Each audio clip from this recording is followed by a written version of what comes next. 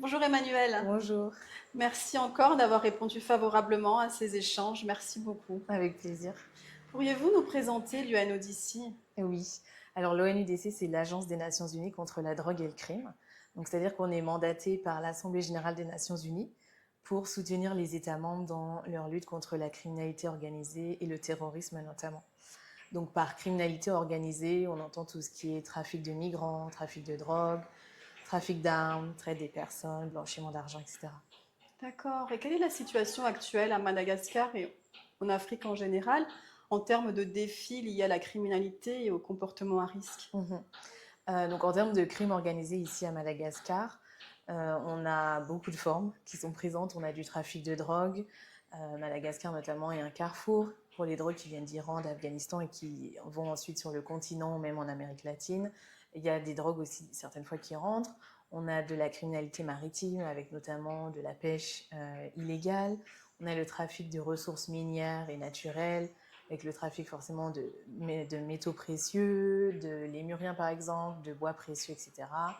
On a également du blanchiment d'argent, on a de la corruption et on a aussi de la traite des personnes qui est ce qu'on appelle esclavage moderne. Et quels sont les cas les plus récurrents que vous rencontrez dans le cadre de votre fonction?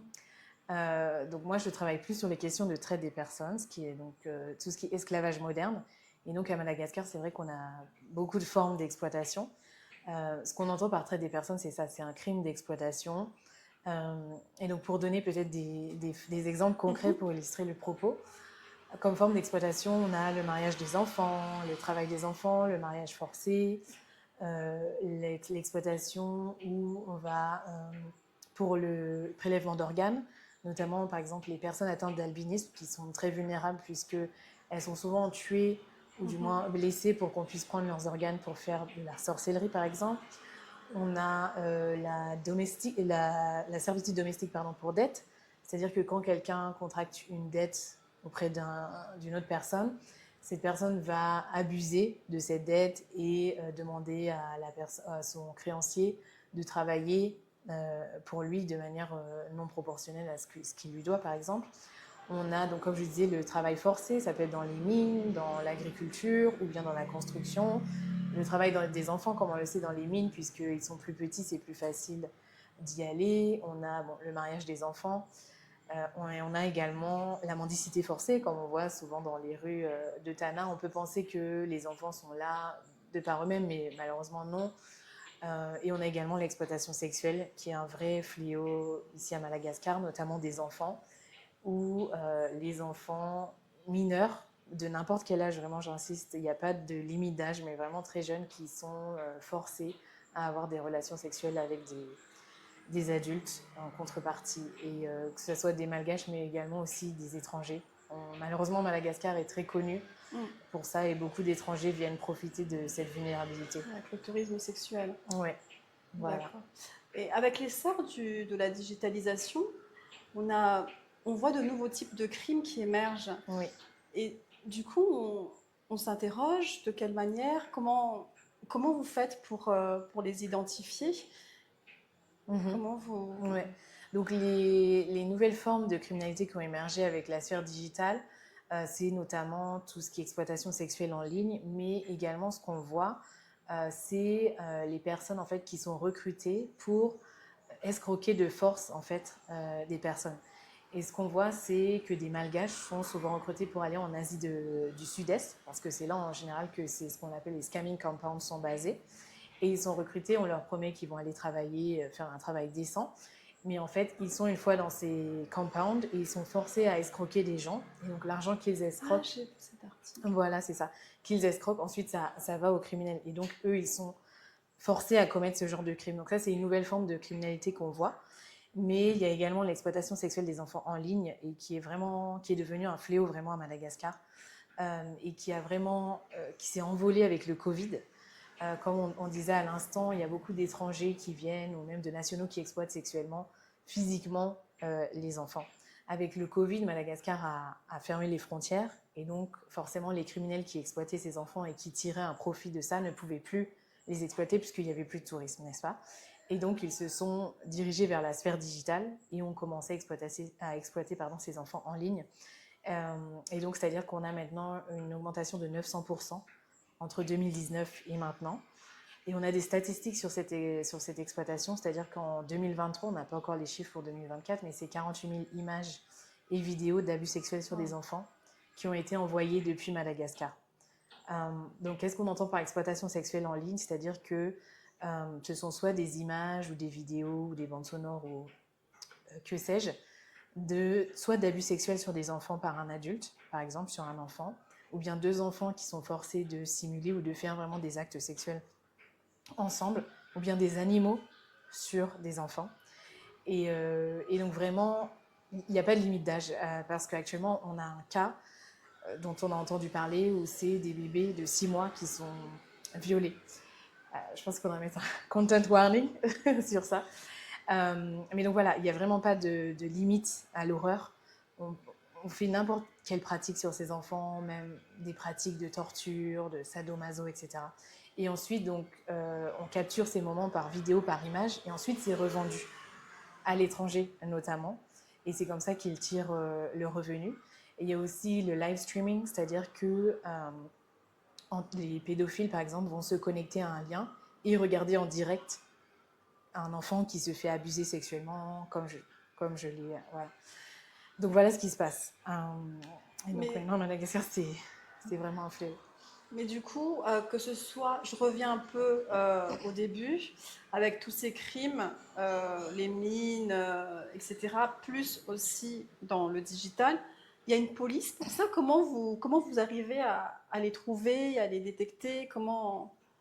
Quels sont vos outils pour ça? Alors nous, à l'ONUDC, on n'est pas enquêteurs. Donc on soutient uniquement le gouvernement malgache pour mener des enquêtes et ensuite des poursuites et ensuite des condamnations. Donc on travaille avec la police et la gendarmerie et il y a 3 unités dans chacun des corps qui sont mandatées pour lutter contre la traite des personnes, donc notamment l'unité de cybercriminalité, de lutte contre la cybercriminalité, la police des mœurs et des mineurs et au sein de la gendarmerie également, et l'unité de lutte contre le crime organisé de la police et de la gendarmerie. Donc ce sont ces 6 unités qui sont mandatées. Et donc c'est avec ces unités qu'on travaille pour leur donner des formations, faire du mentorat, également des équipements pour qu'eux puissent mener des enquêtes, parce que souvent ce sont des enquêtes qui sont assez complexes pour arriver à détecter en fait qu'il y a bien exploitation, qu'il y a eu recrutement, etc. Et ensuite on travaille également avec les procureurs pour qu'ils puissent faire les poursuites, et ensuite avec les magistrats pour qu'ils puissent ensuite condamner euh, ces pratiques. Et comment ces victimes, plus particulièrement les jeunes, peuvent-ils se protéger euh, peut-il se protéger face à ces crimes, à ces comportements à risque? Oui, donc c'est important de bien insister sur le fait que c'est jamais la responsabilité de la victime, n'est-ce pas? Mais plutôt toujours des criminels, des trafiquants qui, eux, vraiment savent très bien que les victimes en général sont très vulnérables. On va toujours chercher un moyen d'améliorer ses conditions de vie, que ce soit au niveau économique, que ce soit par exemple son accès aux droits de l'homme, à la santé, etc. Et donc c'est sur ces vulnérabilités-là que les criminels y capitalisent et qui vont Oui. essayer d'appâter en fait les victimes. Et donc c'est comme ça que ça fonctionne. Et en fait, pour mieux se protéger, c'est toujours de se dire, si c'est trop beau pour être vrai, si quelqu'un me propose un travail à l'étranger, ils vont payer pour moi le billet d'avion, le visa, j'ai rien à faire, juste à aller. Peut-être que c'est un peu trop beau pour être vrai. Vérifier auprès, par exemple, du ministère du Travail, est-ce que l'entreprise qui me recrute, elle est bien effectivement assermentée auprès du ministère du Travail. Si c'est ici à Madagascar, est-ce que mon contrat de travail il est bien conforme à la loi malgache, etc. Pour ce qui est de en ligne, c'est pareil, se protéger en ligne, c'est-à-dire mettre son profil en privé pour que pas tout le monde y ait accès. Éviter aussi d'exposer ses vulnérabilités et dire ah je me sens seule, ah j'ai pas beaucoup d'argent, parce que justement les criminels c'est là qu'ils vont adapter leur discours basé sur ce que nous on partage en fait. Et aussi quelque chose de très important pour tout ce qui est exploitation sexuelle des enfants. Euh, En tant que parent ou en tant que je sais pas, frère, sœur, cousin, cousine, si les enfants ont accès à un téléphone, de vraiment contrôler leur accès.